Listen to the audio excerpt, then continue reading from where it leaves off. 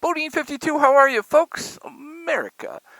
Alrighty, you know what? When you have a motorcycle, there's always options of upgrading, whether it's performance, whether it's accessories, whether it's comfort. There's a lot of stuff. And it can be somewhat confusing. And in my mind, you gotta have a strategy. And that's what we're going to talk about today. What is the best strategy for making changes to your motorcycle?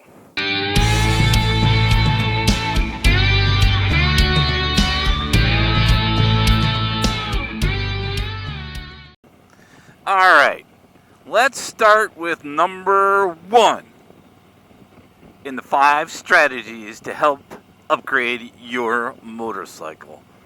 Number 1 is, what type of motorcycle do you have?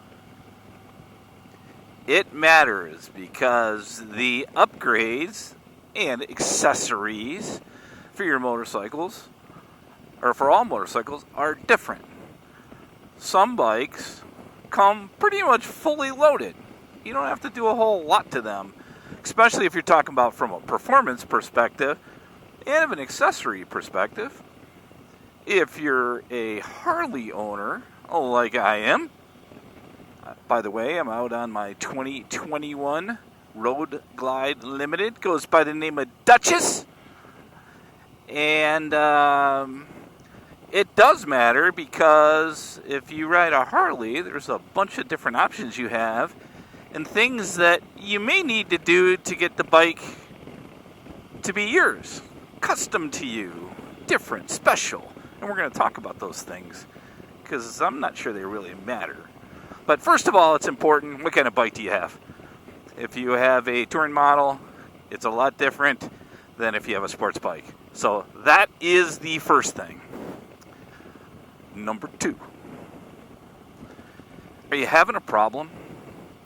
I mean, is there something on your motorcycle that is a problem for you? Whether it's, hey, I ride 2 up in the mountains and I don't have enough power. Whether it's, oh my gosh, this stock seat is killing me. Whether it's you have bars that are stock like this motorcycle and your kind of arms are down and long rides it hurts your shoulders. Maybe you're sitting too close to the front, so that's a problem for you. Maybe you have no way to stretch out your legs, so that's a problem for you. So to me, in addition to knowing what type of bike you have and what kind of things that you may want or need, to me, you really need to know is if there's a problem. Sometimes you may do it anyway. But for this, number 2, it's is there a problem? All right. Number 3. If I'm deciding to do the upgrades or changes, performance, new mirrors,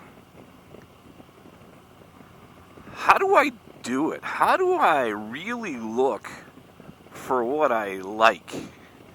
You can go to Amazon or Revzilla or Harley website, and you can look at a ton of different mirrors or stage 1 kits if you're a Harley rider, different seats. And by the way, if you get on and ask people in the forums about it, if there's 6 seat manufacturers, you are going to get all 6 of those, and you're going to get every single person that says, you should do this. And pretty much going, if you don't do this, you're not smart, right? And I'm going to talk about that here when we get to number 5. So that, to me, is really critical, which is, what options do I have? Now, let's talk about solutions, right? And first thing is, and I guess this leads kind of into number 4, YouTube is a tremendous resource.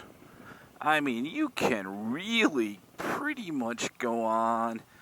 I happen to have a Mustang 2-up seat, and you can go on and say, Mustang seat on a Road Glide. And you know what? somebody's going to have a video, and they're going to tell you all about it.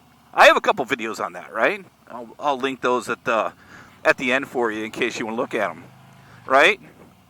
So there's a lot of options, and YouTube is a fantastic way to start doing some research. And number 4, tying into, research. The other options are really, we all have people that we know that have different types of bikes, some similar.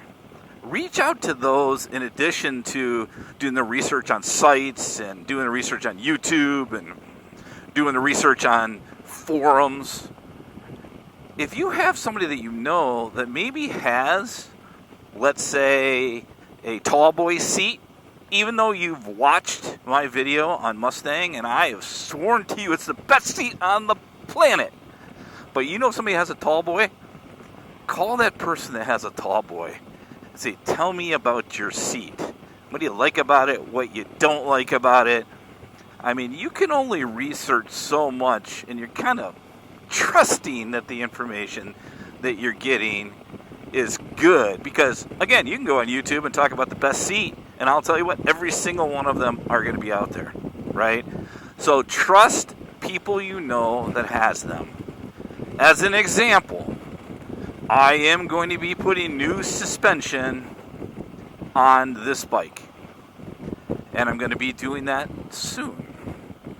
And I did a lot of research. I really did. I did a lot of research on what's the right price, what's the best quality, where have people had problems, a little bit about the company, which is important to me. Where's the stuff made is important to me. And I really narrowed it down to a couple. But you know what made the decision for me? I have a buddy that has the same suspension. Right? What do you think about that yellow helmet? I guess you're seeing it, aren't you?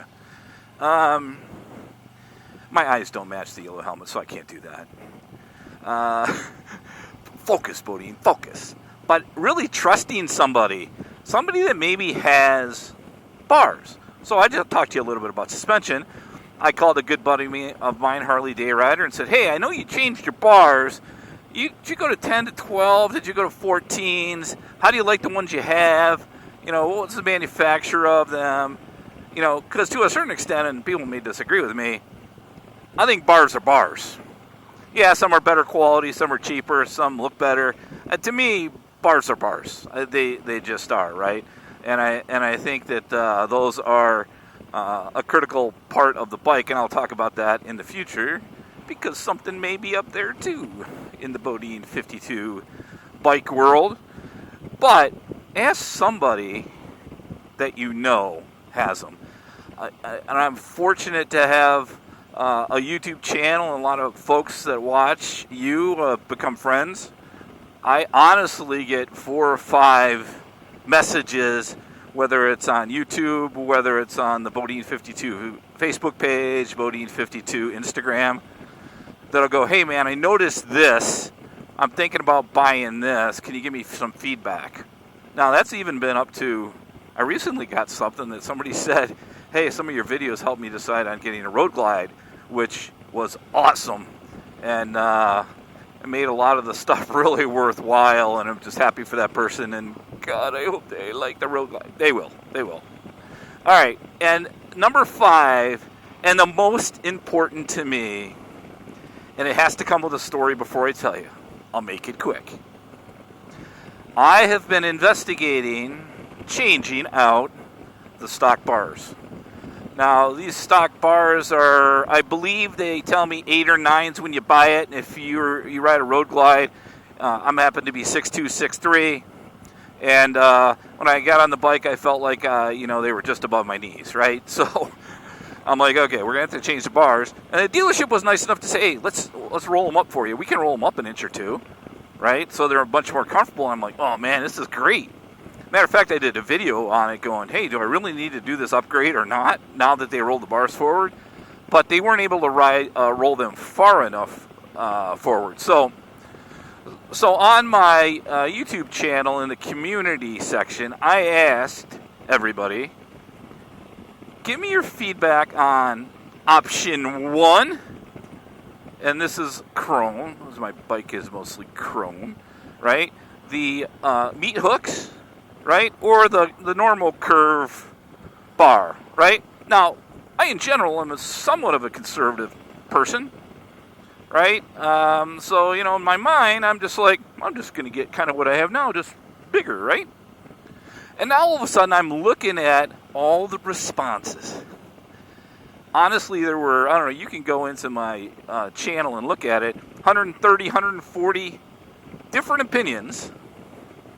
Some say, number 1, you got to go with the meat hooks. It looks cool, right? Some people go, dude, that's crazy. Everybody has those. Don't do that. Some people are like, don't change the bars. I mean, everybody was really, really great about giving me feedback. And I'm a pretty decisive guy, but on this one, I've been on the edge about it. Do I want to do it? Do I not want to do it? Well, after asking the opinion of people, oh man, I got tons of feedback that had me going, crap, do I want to do it? Do I not want to do it? Do I want these? Do I want these? And I got to tell you what, it was Bronco Ride, my good friend Colin. I'll link his channel as well. We were texting back and forth about it.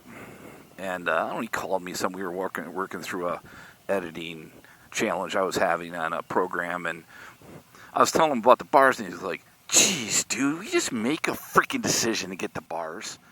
And it kind of hit me. I'm like, he's right. I'm going to make a decision, right? So then I'm like, okay, I got all this feedback. And then I decided, you know what? This is crazy. I did a split screen on my computer. I bought both bars up. And I'm like, no matter what anybody thinks, which one of these is more attractive to me, which I will like, that I won't regret? Which one? And it was crystal clear on which one it was. So I ordered those.